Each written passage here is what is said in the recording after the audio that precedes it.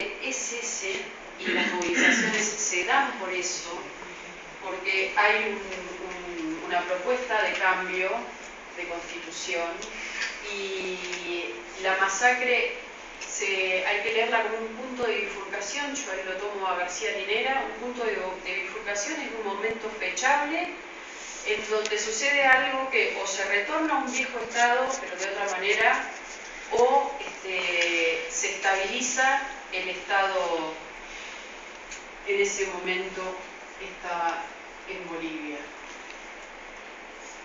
Un paso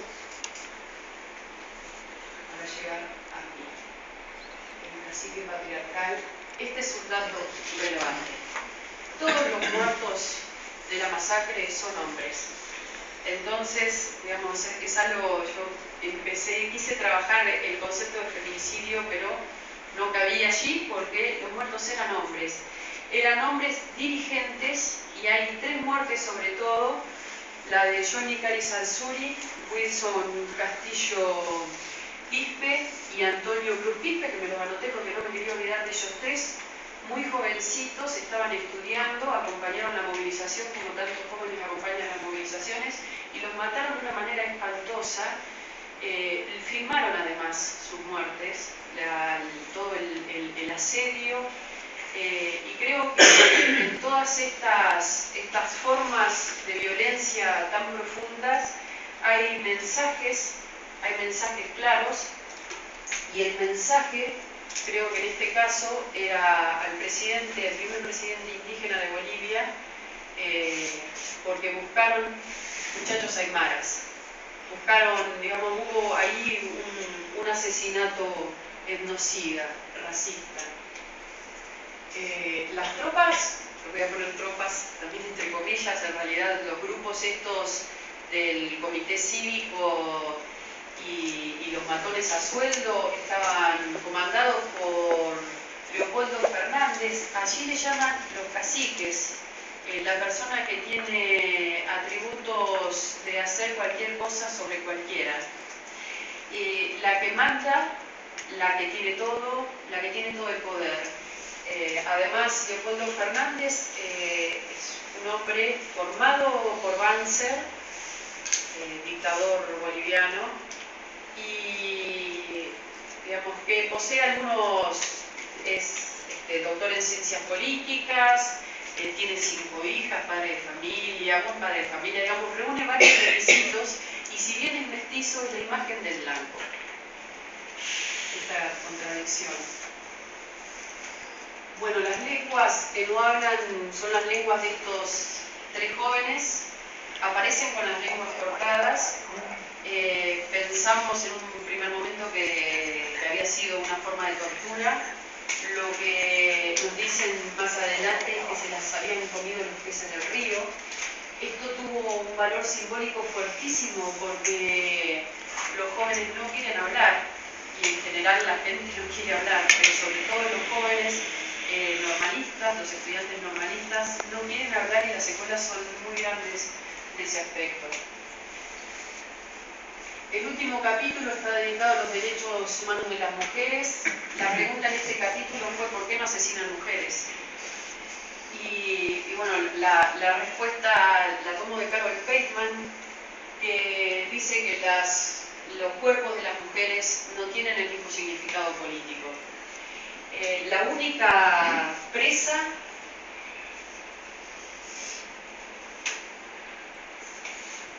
es... también lo voy a pasar, voy a comentar cuando comente lo que sucedió con Lucía. La única mujer presa es Lucía Fátima da Silva. Ella está presa, desaparecida durante varios días porque su familia, sus hijos, ella vivía con sus hijos, no tenían idea dónde estaba su madre.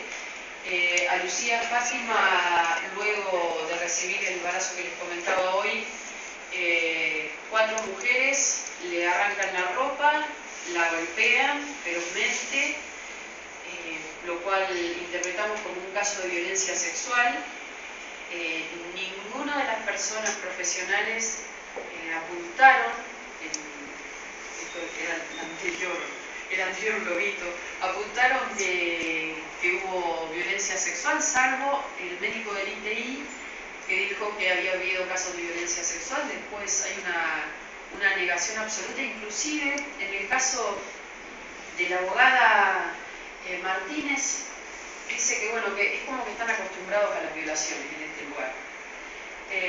A Lucía Fátima la dejan sin ropa y la meten en una celda de 3x4 con 14 campesinos. La ropa finalmente se la dan mujeres que logran entrar y le llevan algo de ropa. Todos sus derechos son complicados allí. No tiene derecho a que la vea una enfermera, un médico, una médica tendría que ser en este caso, según las Naciones Unidas. Y es muy importante también su relato, es la primera persona que fue a declarar en el juicio de Pando.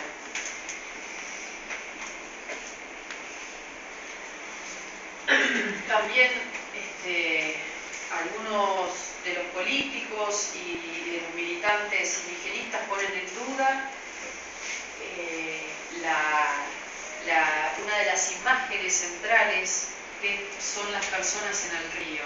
Algo que me olvidé de decir hoy es que donde se produjo la masacre hay un río muy torrentoso, que es el río Tahuamanu, y que muchas personas buscando escapar, inclusive Lucía da Silva, se tiran al río. Una de las cosas que hacen es tirarse al río buscando escaparse de la masacre. Se encuentran con un obstáculo natural bien preciso. Por un lado la prefectura, por otro lado el río Tahuamanu y por otro lado la selva. Hay mujeres que se tiraron al río, sobre todo lo que dicen los profesionales del ITI es que son mujeres las que se tiraron al río. Hay una mujer de 60 y pico de años que tiene graves secuelas por ello. También hay una mujer con su niñito que se tiró al río y que cuentan que la mamá le dijo, los profesionales del ITI, que la mamá le dijo: cerrá la boca cada vez que nos metamos al agua. Cruzaron varias veces el río y su criatura ahora tiene graves problemas de dolores de cabeza. Eso es algo que continúa como secuela de muchas de las personas que estuvieron en la masacre. Aparece en el informe de UNASUR las violaciones de niñas y las violaciones masivas. Violaciones de niñas de 11 años. En todos los relatos aparecen: se violó una niña de 11 años. Les comentaba hoy que cuando fuimos a a preguntar a profesionales y las entrevistas, todos nos decían: no hubo violaciones, no hubo violaciones. Entonces, bueno, ¿qué pasó?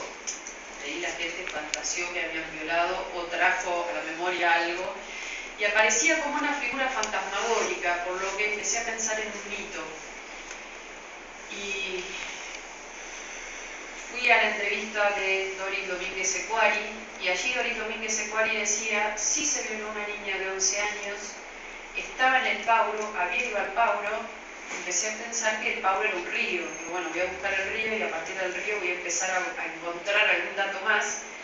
El Pauro, cuando empecé a buscar el Pauro, con lo que me encontré es con el mito del Gigi de Ixerere, que es una mujer que va al Pauro, que es un pozo de donde se saca el agua, con su pequeño hijo, y en un determinado momento el hijo se pierde, no lo encuentra, y ella siente que lo llama, la llama: mamá, mamá, y no lo ve, y la voz se va haciendo cada vez más tenue hasta que desaparece.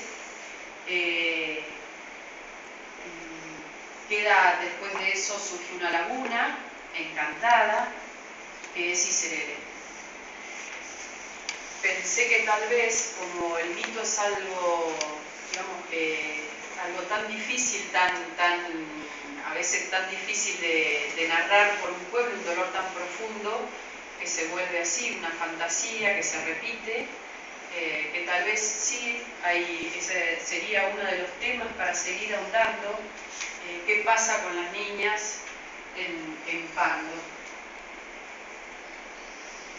Y también el tema de la violencia machista, que ya lo dije en relación a las comunidades, pero la feminización del cuerpo de los hombres durante la masacre, el sometimiento del cuerpo de los hombres durante la masacre, y también de las mujeres, pero sobre todo de los hombres, que eran las principales víctimas a las que buscaban, dentro de la comunidad se vio reflejado en un cambio de estructura de género. Entonces, una de las cosas que aparecen, que encontraron los profesionales que trabajaron en las comunidades, es una mayor violencia también de las mujeres, pero sobre todo de los hombres, y violaciones intrafamiliares. Bueno, estas son las preguntas con las que empecé la investigación y estas son las preguntas con las que termino. Si la integración regional podía ser una herramienta que aporte a cambios culturales y jurídicos en relación a los derechos humanos de las mujeres. Si a través del análisis de construcciones simbólicas es posible detectar la identidad del modelo de integración que incluye a las mujeres. Y si es factible establecer una relación entre la medición de fuerzas políticas en un territorio y el análisis del reflejo de esa lucha en el cuerpo de las mujeres. No hablamos de respuestas, sino de aproximaciones, ya que pensamos, y sobre todo que quedan muchos caminos por recorrer, que quedan muchas puertas abiertas. Creemos que sí, que se favorece la consecución de los derechos humanos de las mujeres, los caminos integracionistas, sobre todo si se alienta para que hagan eso, ¿no? Porque también pueden ser, como los de las épocas anteriores, absolutamente comercialistas y lo social y lo cultural dejarse de lado. Creemos que sí se puede reconstruir a través de las construcciones simbólicas de identidad de los procesos de integración, y pensamos que esto que investigamos requiere una nueva vuelta al campo, ya que hay derechos humanos total y absolutamente invisibilizados. Derechos humanos de las mujeres total y absolutamente invisibilizados. En esta investigación visualizamos la lucha de poder en el campo político y social, el micropoder de género,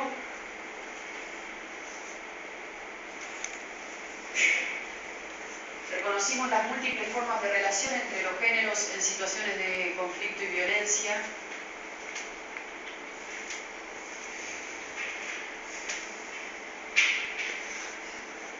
analizamos las dificultades y dudas que aún persisten en torno a la masacre de Pando. Ahí es una de las tantas puertas abiertas. Vemos que queda muchísimo por desentrañar en esto. Contemplamos los derechos humanos de las mujeres a fin de poder lograr una superación de la impunidad y una memoria inclusiva. Volvemos al principio de eso. Y creemos que el género constituye una dimensión que cruza de manera transversal los sistemas presentes en el campo de la integración.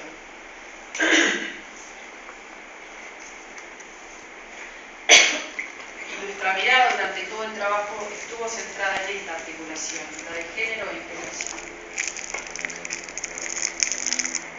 Bueno, en el muchas gracias. Acá hay muchas gracias. En principio al Instituto de Integración Latinoamericana, a Hernán y Noemí, porque la verdad que han tenido las puertas siempre abiertas y cada vez que necesité algo estuvieron allí.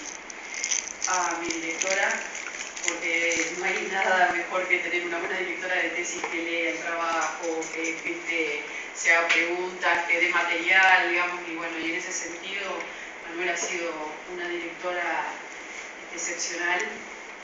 A mi familia, porque bueno, fue una investigación absolutamente sostenida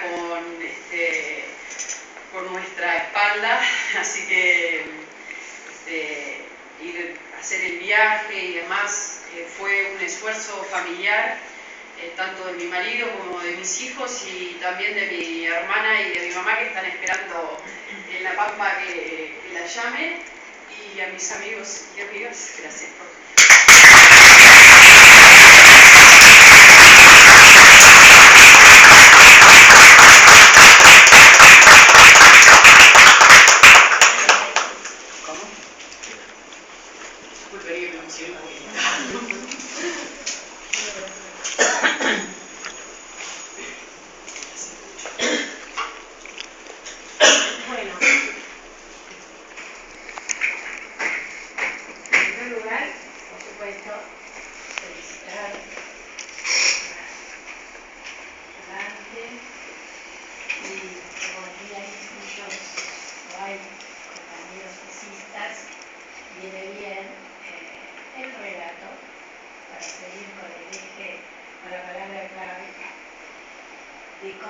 hace una tesis y sobre todo comentarios que has producido en torno de esta gran trama argumental. Y ciertamente nosotros repetimos con frecuencia que una tesis es un impulso narrativo que naturalmente va a implicar inferencias, y de lo que no puede faltar en una tesis son los datos. Evidentemente, si lo ponemos en este plano, tenemos el impulso absolutamente demostrado, tenemos un conjunto de inferencias que en todo caso sobre el final pueden inferencias en el sentido de la inducción de presión que aquí han jugado de manera persistente, y ahora voy a ir a ese plano, y tenemos datos. Una cuestión muy interesante de la tesis y que se ha mencionado es el enfoque cualitativo. De hecho, el cualitativismo es inductivo por excelencia. Hay algunos muy por ahí acentuados, yo diría, y exacerbados cualitativistas que sostienen que no es necesario el planteo del marco teórico, como que es una construcción del marco teórico que llega al final, no parte de las percepciones. Entonces, en este caso, hay también algunas cuestiones que sería interesante que por ahí nos lo comentaras un poquito más. La tesis, en todo su capitulado, demuestra, sin lugar a dudas, el extraordinario trabajo que has realizado. En términos de esa perspectiva teórica, lo menciono porque has hecho un gran rastreo teórico con resonantes expositores en tal sentido. Solo que me preocupó, y es nada más que una preocupación, no es otra cosa que traerla a la mesa, que cada capítulo es casi una tesis en sí misma, lo cual abre muchísimas más puertas, ventanas, de las que has comentado o con las que has cerrado.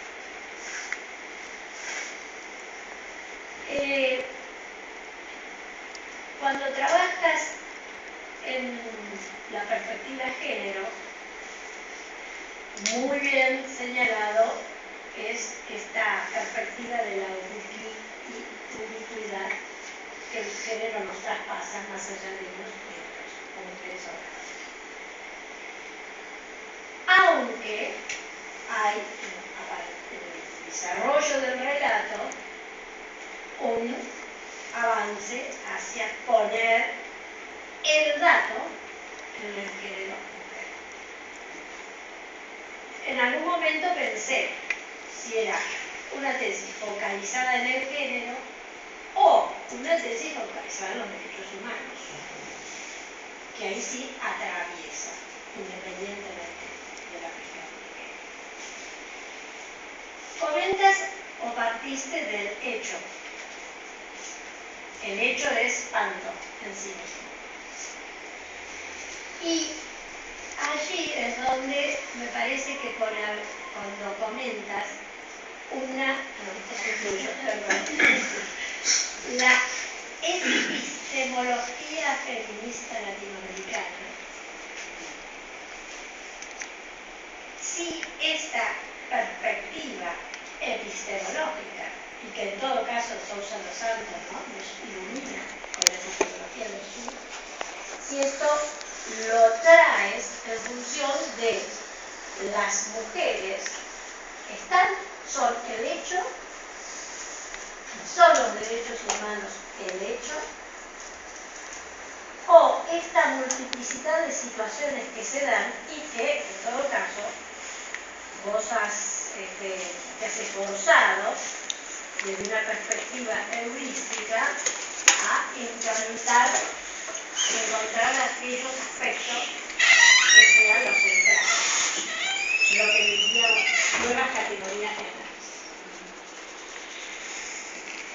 Sin duda que tu propia formación profesional te pone en un mejor lugar, ¿no?, para hacer esta reducción heurística.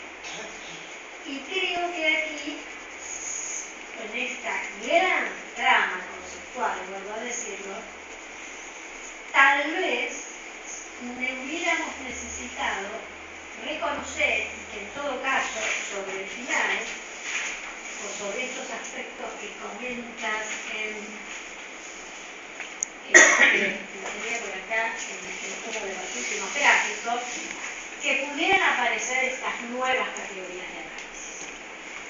La pregunta concreta, dentro de las tantísimas que uno podría contener, es: si desde esta tesis puedes o has dado lugar a algún hallazgo en términos de estas nuevas construcciones conceptuales. Y si es, por lo tanto, posible dar algunas categorías analíticas en las que el relato, por ahí los pudo perder, y me parece que son muy significativas, como cuando hablas de la justicia excluyente. Entonces, ¿cuáles son los símbolos? Porque hablas de las representaciones y los símbolos. Entonces, en este caso, en este conjunto de capítulos, en donde aparecen los derechos humanos, los aspectos normativos, el dato propiamente dicho, Pablo, en donde también aquí hay alguna suerte de preocupación, porque el grupo agresor tenía mujeres también. Y cómo en ese caso, en esta simbología que se intentaría o debería, porque esa es yo diría el destino final de todo proceso investigador, propiciar alguna suerte de construcción simbólica, cómo se explica que en este grupo agresor aparezca la mujer, por un lado. También aparece por aquí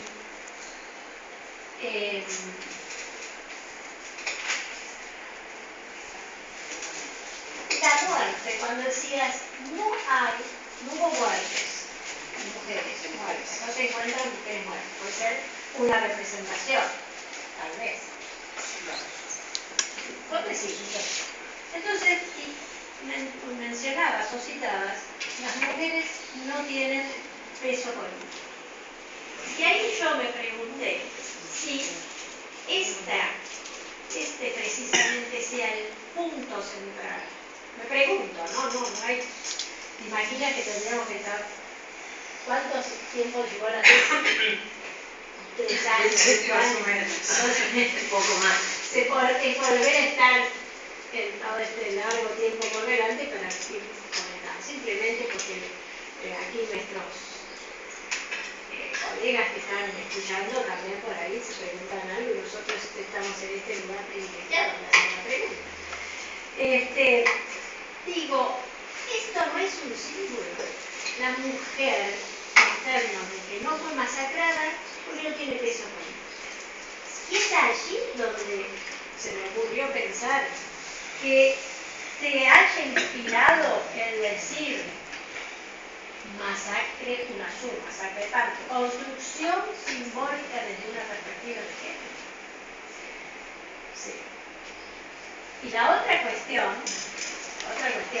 voy a dejarle la palabra a mis colegas, es este ensamble que se hace con la integración y UNASUR puntualmente. donde el rigor, para ser muy justo, no es el estático, y creo que más o menos lo has comentado. Porque en todo caso es hasta en uno de los relatos señalas la poca sustancia que tuvo el discurso del representante de quien fuera a este referido a una sola. Bueno, dejémoslo ahí porque supongo que a lo mejor puede haber otras preguntas y después contestas a todas para no hacer esto tan largo, ¿no? En honor a vos, no son las Gracias, Miguel. no a los que escuchen, se las tienen que Bueno, yo primero quería felicitarte, reiterar las felicitaciones de conjunto, pero enfatizar en cuanto a fortaleza del trabajo, vos mismo llamaste sacrificio de haber ido al lugar, de hacer las entrevistas, este trabajo de campo que no siempre se ve en las tesis, y que en este caso especial me parece que amerita una consideración especial, especialmente por todas esas cosas que vos dijiste, esos sacrificios que costó hacer, ¿no? Eso por un lado. Segundo, en relación a lo último que dijo la profesora, sí, me parece que por ahí lo puedes explicar ahora, porque a lo mejor te cortamos inclusive en este tiempo para desarrollarlo, pero vos citaste al profesor Jakovnik en esta idea de que la integración tiene que ser no solo para cuestiones económicas, tiene que otras miradas, inclusive esta mirada de género, que casualmente no aparece en las normas surianas ni tampoco en las prácticas. Me parece que te falta, no sé, a lo mejor voy a explicar por qué no lo trataste más en profundidad, una crítica respecto de esta forma de integración, de este mecanismo de integración y esa ausencia, prácticamente de perspectiva de género, ¿no? Y porque entonces a la pregunta que vos hacías, que te respondías afirmativamente, a lo mejor es más como lo que vos querés que sea, pero parece que no es tan así, ¿no?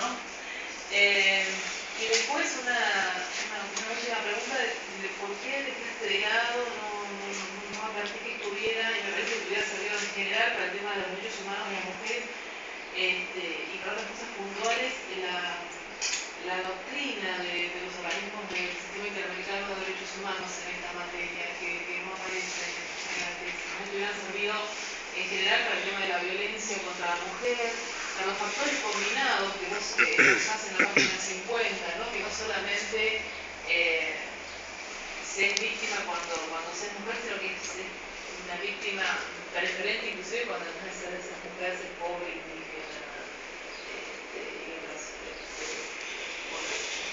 situaciones que acrecientan en definitiva la discriminación y la violencia de los derechos en general. Y también en cuanto a la reparación, vos misma inclusive ahora lo dijiste, se redujo simplemente a algún tipo de compensación monetaria, pero bueno, la Corte Interamericana tiene muy trabajado el tema de cómo tiene que ser la reparación, y en estos casos concretamente de mujeres y de pueblos originarios, que hubiera servido para criticar más inclusive esta falta de perspectiva de género en el ámbito de la sur. Eso no. Bueno, me sumo a la felicitación por el trabajo de campo. Es muy interesante tener una voz que no tiene voz, ¿no? En las entrevistas se ve claramente en eso que vos vas transmitiendo en la tesis. La temática es sumamente interesante. También tengo algunas preguntas. Esto de por qué la decisión de que el marco teórico pareciere, como cada capítulo, una exposición concreta, una tesis, y no encontré, pero eso por ahí es una decisión cuando uno hace la tesis de no encadenar lo uno con lo otro. Después, a mí hay algo que me queda, porque vos después lo mencionaste, el tema del poder. Es como que vos tomaste una decisión, o tomaron una decisión desde el punto de vista de la tesis, de tomar el poder tangencialmente. Inclusive vos cerrás uno de los párrafos diciendo quizás este es el topo que aparece por otro lado, ¿no? Entonces, un poco esto, ¿cuál es la decisión o a qué obedeció esa decisión de no tomar el concepto poder como un elemento importante en la tesis. Y brevemente, ¿cuál es el hallazgo investigativo de la tesis? Porque es una tesis muy rica que, coincido con tu última definición, en el seguir trabajando esto en material que vos recogiste en el campo es sumamente interesante. Tomar, por ejemplo, y demás es muy interesante. De algún modo, ¿cuáles son los hallazgos investigativos en dos o tres palabras?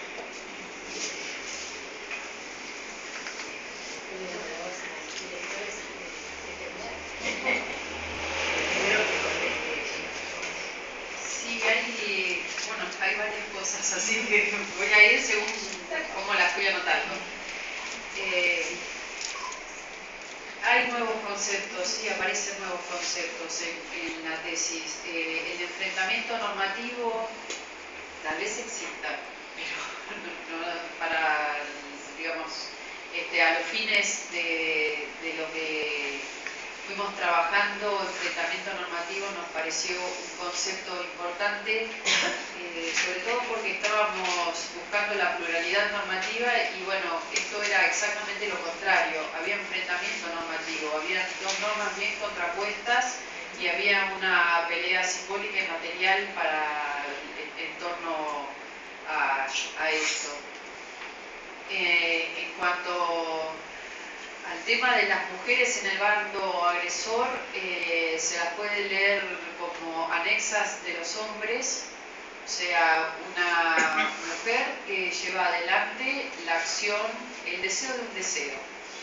La acción que desea hacer el hombre lo hacen ellas. De hecho, cuando la golpean a Lucía Fátima, lo que le dicen, por ejemplo, es tiene buenas nalgas. Y son ellas las que la dejan sin ropa. Por lo tanto, yo eso lo considero también como una violencia de género, que bueno, que es discutida con otras compañeras que trabajan en el tema de violencia de género. Si hay violencia de género cuando la agresión es de una mujer hacia otra, yo creo que sí, porque se toma el papel del opresor. Y de hecho también me preguntaba ahí en la tesis si no son esas mujeres después oprimidas en sus casas, ¿no? Eso, digamos, en el plano de la duda. O la otra pregunta era también si no estaban rememorando en ese acto el acto que hasta el momento ellas tenían facultad para hacerlo, que era pegarle a lo que ellas llaman sirvientas, a su personal, a las personas que trabajan en sus casas particulares. Y creo que también allí hay que traer a Simone de Beauvoir porque es la voz del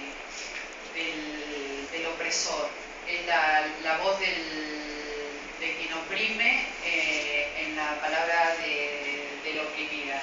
Esto siempre pensando en esta estructura patriarcal que tiene y jerárquica, que tiene la organización de lo que yo llamo grupo de fráteres y que comanda el cacique patriarcal.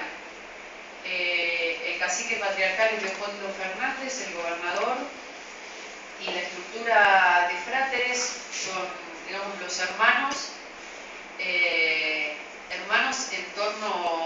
los hermanos que ejercen el fascismo, comandados por el patriarca. El patriarca que manda y comanda todo. Ellos buscaban hombres. Las principales presas eran hombres. Inclusive toda la masacre se la puede leer como permanentes mensajes al resto de la comunidad en los cuerpos. Cuando hablan de violaciones de niñas, lo que dicen las personas es la buscaban a la niña porque en realidad buscaban al padre de la niña, pero le querían mandar el mensaje. Digamos, permanentemente son mensajes a través de la violencia. Y yo creo que eso tiene una carga simbólica muy fuerte.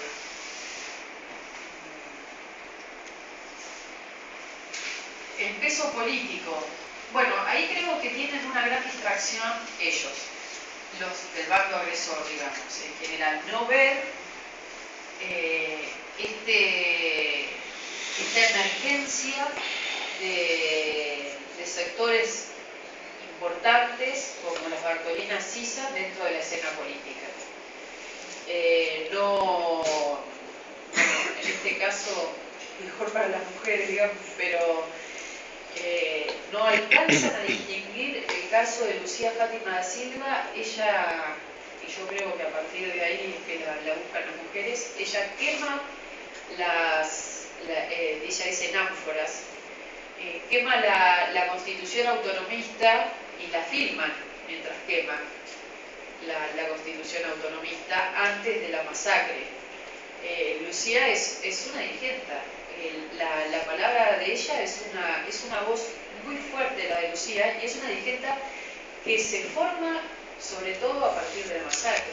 Esa es otra, digamos, un nivel de resiliencia enorme, porque a pesar de todo, no solamente está la apreciación mía fue una persona fuerte, sino con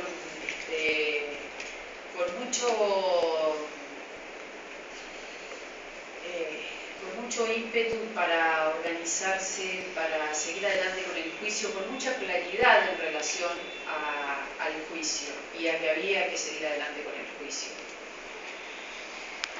Ahora sí, a ella la entrevista va con Aladino Cardoso. Aladino Cardoso desde el primer momento en que se sienta, dice: yo soy el presidente de la asociación. Ella es la coordinadora. Y yo le dije a ella: no hables tanto. Digamos, le va marcando las pautas. Hay cuestiones, aparece el género permanentemente en cada una de las... Inclusive en este solapamiento que hay, en esta invisibilización que hay acerca de cuáles son las violaciones a los derechos humanos de las mujeres. Pero bueno, yo tomé el Belén do Pará, tal vez tendría que haber tomado otros instrumentos jurídicos, otras herramientas jurídicas, también ahí, digamos, continué leyendo bastante el tema de las violaciones a mujeres, porque me parece que es interesante la ampliación del concepto de violencia que da el Tribunal de Ruanda cuando habla de violaciones de género, violencia de género, violaciones sexuales y violencia sexual. Digamos, incluye todo eso como violaciones a los derechos humanos de las mujeres. Y creo que después de Ruanda y después de Yugoslavia y en el camino recorrido acá en Argentina hay bastante más para conocer y para tomar. Como si lo hubiese hecho ahora, tal vez hubiese trabajado más sobre este material que lo empiezo a conocer también ahora. Que también, bueno, quiero hablar sobre te falta contestar lo del poder. Lo del poder. Bueno, el poder en realidad, para mí cuando trabajo el tema del poder, trabajo un poder que circula permanentemente. Y un poder que se da en diferentes planos. Hablo del topo que emerge como una metáfora, no porque creo que el poder aparezca así de la nada, sino la metáfora que toma Sader de Marx, en donde el topo aparece en distintos lugares del mundo cuando en los momentos menos pensados. Yo creo que en Pando aparece a la vida nacional a partir de la masacre. Esto es algo que está dicho por todos los interlocutores y interlocutoras desde distintos lugares. Y creo que en Pando emergió el topo. Desapareció el topo. ¿Qué es esto de que desaparezca el topo? Son grupos absolutamente olvidados que se empiezan a organizar y que luchan por sus derechos. No es un poder que les regala a nadie. También es un poder que depende de otras variables, ¿no? Porque Aladino Cardoso dice, por ejemplo: yo les digo, cómprense una hamaca para esperar a que caiga Evo Morales, porque Evo Morales no va a caer así nomás. Son conscientes también de que las estructuras de poder que hay allí durante tantos años trabajadas no se desarman de un día para otro. De hecho, en las comunidades ese poder casi feudal aún estaba presente. Fue una estrategia que se hizo desde la prefectura, involucrar gente, meter gente en las comunidades para romper las organizaciones. Tal vez con todo lo que uno va contando, de la cantidad de datos que aparece en las entrevistas son un material muy rico. Y la reparación, yo trabajo a la reparación, sí, tal vez ahora, a partir de lo que ustedes me dicen, yo digo, sí, tal vez tendría que ser crítica, por más que lo fui siendo. Me da un poco de vergüenza, ¿no? Darle algunos palos así tan fuertes a algunas organizaciones. Me indignaba bastante que la falta de reconocimiento de violaciones a derechos humanos en algunas situaciones, y también en el caso de Bolivia creo que hay una deuda muy fuerte, y creo que Bolivia tendría que haber pedido, porque bueno, esto lo voy a tomar de Tariana, pero si no es Bolivia, es una surla que tendría que volver a decirle a Bolivia, esto hay que seguir trabajándolo, porque hay agujeros muy grandes dentro de la justicia, y porque además hay situaciones de derechos humanos que merecen una atención especial en las comunidades, sobre todo de Pasto, ¿no? Tengo que interrumpirlo. Tenemos que terminar en 10 minutos porque necesitan el aula. No sé si querés decir algo, contestar algo más. No sé si me quedó algo yo de lo que No, está muy bien. Yo lo que quería decir... El rol de la arquitectora es, en todo caso, hacer un agregado. Sí. La tesista se ha defendido más que bien en todo sentido. Yo simplemente quería agregar algo. En realidad estamos en la búsqueda de nuevo conocimiento, y la tesis de maestría es el camino a una tesis doctoral. Entonces a mí me pareció mucho más rico que ella pudiera dialogar todo el material empírico que había recogido con la teoría que tenía incorporada y con la que iba necesitando en función de ir seleccionando qué de esa abundante trabajo de campo iba a seleccionar. Por lo tanto, como una tesis de maestría es parte de un proceso, una formación que va a culminar con su tesis doctoral, el dialogar permanentemente el campo con la teoría, que se nota en cada uno de los capítulos, de qué manera ella va tomando personalidad del trabajo. No es el campo el que se impone, sino va apareciendo Flavia en cada uno de esos capítulos. Como ustedes dicen, todos estos capítulos le abre a ella la oportunidad de trabajarlos teóricamente más hacia adelante. Y por otro lado, otra de las cuestiones que me parece importante es que esto abra preguntas, y sobre todo al campo jurídico.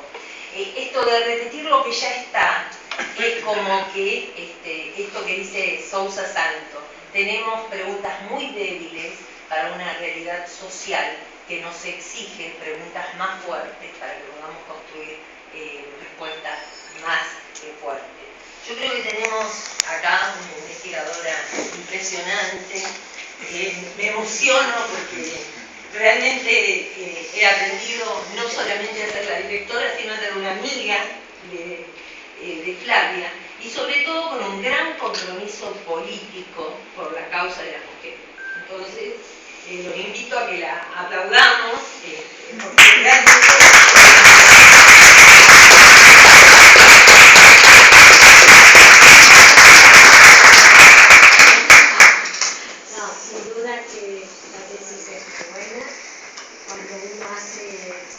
Primero, porque parte del ejercicio de los agradezco porque quiere decir que la leyeron. Sin duda que es un aprendizaje y una búsqueda de conocimiento que no necesariamente haya que ir al doctorado. Estamos en un proceso investigativo, sino porque ella tiene la vocación, sin duda, tal vez en el doctorado, pero Ya está el en proceso. sí mismo una tesis de maestría tiene un alto valor doctoral. Yo quería aclararlo porque si no es como que quedan todavía hasta llegar. No, pero en el caso especial de ella, Sí, hay una cuestión en el tema de los marcos conceptuales. Yo creo que el tema de género en la integración latinoamericana estuvo ausente. Y creo que por eso yo mencionaba que era un desafío al principio, porque cómo se articulaba el género en la integración. Allí apunto algunas experiencias dentro del Mercosur y apenas algunas puntitas motorizadas sobre todo por Michelle Bachelet, que vamos a ver cuál es su papel ahora en UNASUR. Y creo que esa articulación se da a través de los derechos humanos. Creo que se da a través de los derechos humanos, la Tal vez sea articulación los entre derechos género. humanos la bisagra. Sí, yo creo que sí. exactamente. Bueno, muchas gracias. No. Nosotros